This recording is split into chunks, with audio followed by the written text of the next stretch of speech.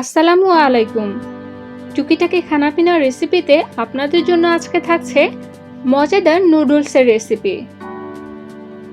Noodles আমরা কম বেশি সবাই তৈরি করতে পারি, তবে আমি যেভাবে বাড়িতে তৈরি করি সেই পদ্ধতিটাই আপনাদের সঙ্গে আমি আজকে শেয়ার করছি। চলুন দেখে নেওয়া যাক। আমি একটা পাত্রে পানি ফুটিয়ে নিয়েছি, আর এই পানির ভিতরে আমি দিয়ে দিচ্ছি প্রায় 1.5 টেবিল চামচ পরিমাণ লবণ। এবার এর ভিতরে আমি নুডলস দিয়ে দিচ্ছি। পানির ভিতরে লবণটা দিয়ে নেওয়ার কারণে নুডলসের ভিতরে এই লবণটা খুব ভালোভাবেই ঢুকে যেতে পারে, আর নুডলসটা খেতেও ভালো লাগে।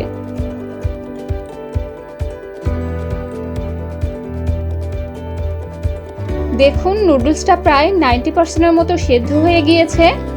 এই পর্যায়ে আমি পানি থেকে নুডলসটা ছেঁকে নেব।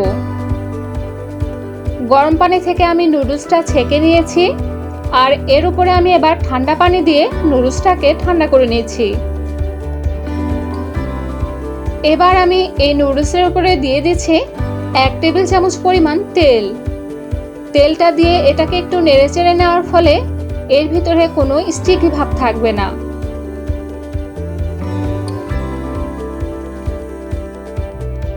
চুলার উপর একটা পাত্র বসিয়ে আমি এখানে নিয়েছি প্রায় 3 টেবিল চামচ পরিমাণ তেল। তেলটা গরম হয়ে গেলে আমি এর ভিতরে 2টো পেঁয়াজ কুচি দিয়ে দিচ্ছি। এরপর দিয়ে দিচ্ছি গাজর কুচি, দিয়ে দিচ্ছি ক্যাপসিকাম এবং 2টো কাঁচামরিচ কুচি। আপনারা আপনাদের পছন্দ মতো যে কোনো ধরনের সবজি এখানে ব্যবহার করতে পারেন।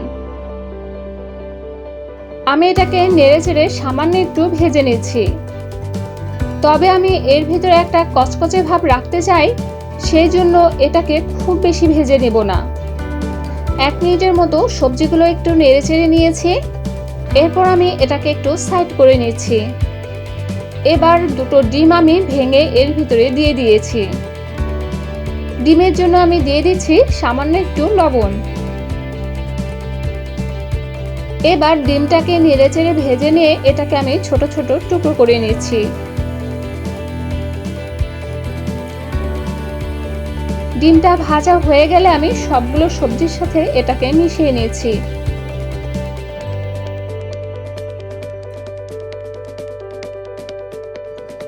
এবার আগে থেকে সিদ্ধ করে রাখা নুডলসগুলো আমি এর ভিতরে দিয়ে দিচ্ছি, আর এটাকে আমি নেড়েচেড়ে একটু মিশিয়ে নিচ্ছি। এবার এর ভিতরে আমি দিয়ে দিচ্ছি 1 টেবিল চামচ পরিমাণ টমেটো সস, দিচ্ছি 1 টেবিল চামচ পরিমাণ ডার্ক সয়া সস, 1 চা চামচ পরিমাণ ওয়েস্টার সস। এবার সবগুলো উপকরণ আমি খুব ভালোভাবে একসাথে মিশিয়ে নিচ্ছি। যেহেতু আমরা নুডলসটা সিদ্ধ করার সময় লবণ দিয়েছি আর সসগুলোতেও লবণ আছে, তাই লবণটা আপনারা একটু চেক করে নিয়ে এটাকে অ্যাডজাস্ট করে নেবেন।